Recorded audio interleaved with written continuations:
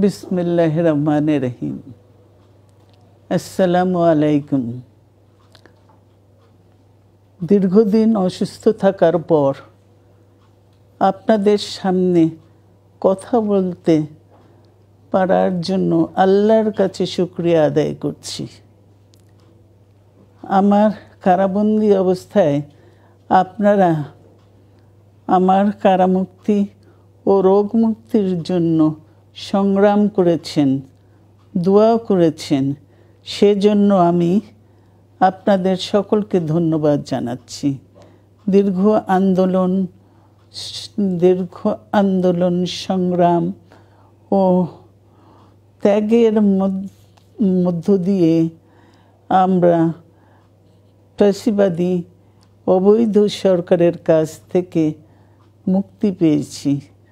আমি আন্তরিক ধন্যবাদ জানাতে চাই আমাদের বীর সন্তানদের, যারা মরণপণ সংগ্রাম করে এই অসম্ভবকে সম্ভব করেছে। শত শত শহীদদের জানাই শ্রদ্ধা। এ বিজয় আমাদের নতুন সম্ভাবনা নিয়ে এসেছে। দীর্ঘদিনের নজিরবিহীন দুর্নীতি, গণতন্ত্রের ধ্বংসের স্তূপের মধ্য থেকে আমাদের নির্মাণ করতে হবে এক সমৃদ্ধ বাংলাদেশ।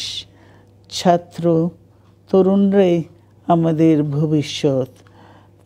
তরুণরা এই যে স্বপ্ন নিয়ে বুকের রক্ত ঢেলে দিয়েছে, সেই স্বপ্ন বাস্তবায়নে করতে মেধা, যোগ্যতা, জ্ঞান ভিত্তিক গণতান্ত্রিক বাংলাদেশ গড়ে তুলতে হবে।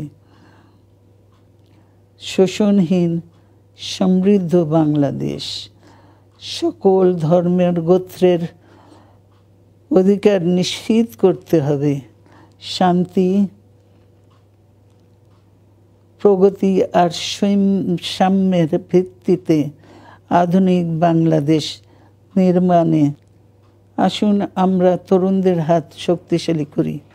ধ্বংস নয়, প্রতিশোধ নয়, প্রতিহিংসা নয়, ভালোবাসা, শান্তি ও জ্ঞান ভিত্তিক সমাজ গড়ে তুলি। আল্লাহ হাফেজ। বাংলাদেশ জিন্দাবাদ।